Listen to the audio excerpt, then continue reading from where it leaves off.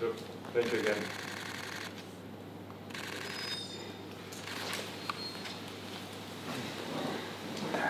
And I've been, I think numerous times, but very fond memories of a visit I made in 1995 to Ladakh. At the time, no one was. Things are much more impressive than the weddings we have in Greece. अब हम आपसी सहयोग के अन्य विषयों पर अपने विचार साझा करेंगे। एक्चुअली हमारे लिए खुशी की बात है कि 16 साल के बाद मुझे ग्रीस की प्रधानमंत्री का भारत में स्वागत। राइजिना डायलॉग एक ऐसा इंस्टीट्यूट डेवलप हुआ है। Thank you, sir. May I now request His Excellency Mr. Κυριάκος Μητσοτάκης, Prime Minister of the Hellenic Republic, to give his remarks to the media. Dear Prime Minister Modi, ladies and gentlemen, it is indeed with great pleasure that I am here in India for the first time in my official capacity, and the Prime Minister was right to point out that it has been 16 years since a Greek Prime Minister has visited your great country. And in Greece last August I had the distinct privilege of receiving Prime Minister Modi, who kindly extended an invitation for my official visit to India, and I have been eagerly looking forward to this trip ever since. And together with Prime Minister Modi, we continue building on the positive momentum in our bilateral relationship.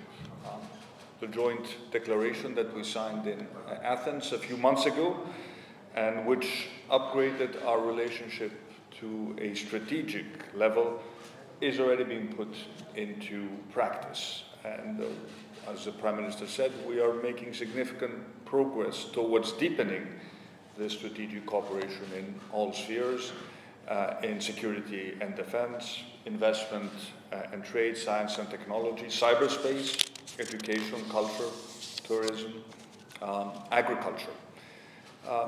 Greece and India are close to one another in many respects. Our shared values serve as a bridge that brings us closer. Both share, I would say, a certain ethos, or dharam as you call it. We both share, as the Prime Minister said, a strong commitment to international law, and especially the United Nations Convention on the Law of the Seas. We're both loyal to the principle of the UN Charter, diplomacy and stability.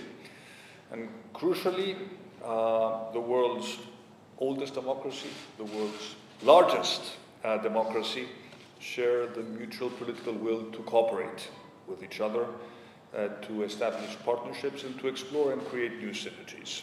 And in Prime Minister Modi, I have found a visionary, a principled leader, and dare I say, a true friend. And the importance that we attach to our relations with India is evident not only in the increase of our bilateral contacts over the past year, but also in the partnerships we have developed. Last year, we signed a memorandum of understanding in crucial areas such as agriculture and defense. And this year we are working, and I'm sure we will finalize very quickly, a very important agreement on migration and mobility. It will constitute a very important step towards strengthening our cooperation in issues such as legal migration, fighting human trafficking, but also offering young Indians an opportunity to come and work in Greece and benefit from the growth of our economy. And the prospects for strengthening our connection, thanks to the India and Middle East Europe corridor, what we call the IMEC project, which was launched by India during its G20 presidency, are even brighter. Greece, we just have to look at the map to realize this, is India's gateway to Europe.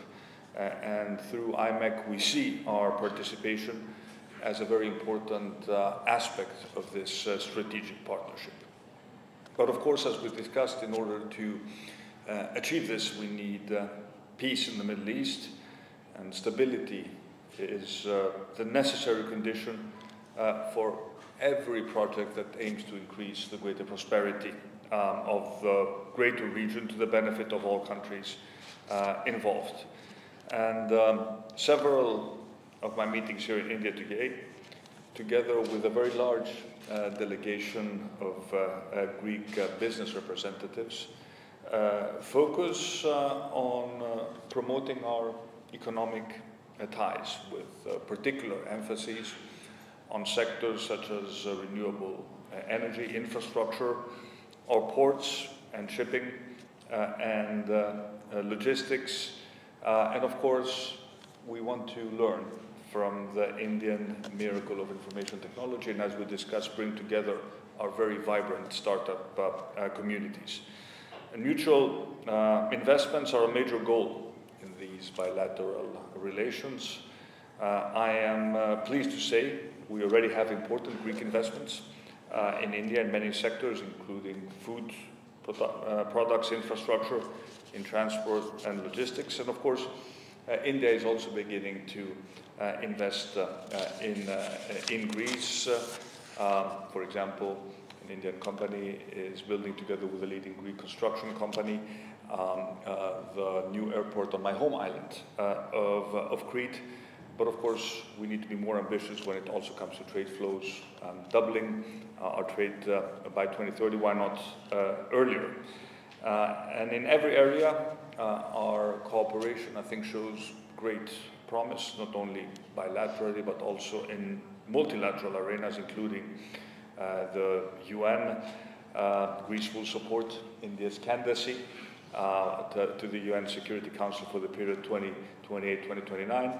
And of course, we also support and participate in the broader dialogue about reforming the UN itself in order to make it more representative of the shifting patterns of development and global power. We know that the world today is facing unprecedented challenges that require immediate and efficient action, from the ongoing war in Ukraine to the situation in the Middle East, from climate change to food, energy security. For all these things, one thing, for all these challenges, one thing is certain. In order for governments to tackle them, international partnerships and collective action is paramount. And India has a critical role to play in this endeavor. And we view India as one of the main pillars of stability and security in the broader region of the Indo-Pacific.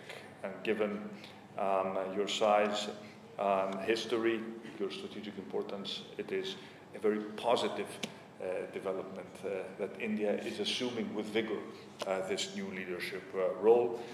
We consider our country to constitute a pillar of stability in our own region, the Eastern Mediterranean, and it is this mutual commitment to peace that has brought us so close, and that will, I believe, foster and strengthen this strategic partnership. We have set a lot of very specific deliverables to our teams, and as we will be celebrating, as you pointed out, your Prime Minister, 75 years of diplomatic relations next year, I think this gives us the added impetus to work towards materializing this very ambitious agenda. Again, thank you so much for this welcome, and let me extend my heartfelt wishes for the continued welfare and prosperity of the very friendly and welcoming Indian people.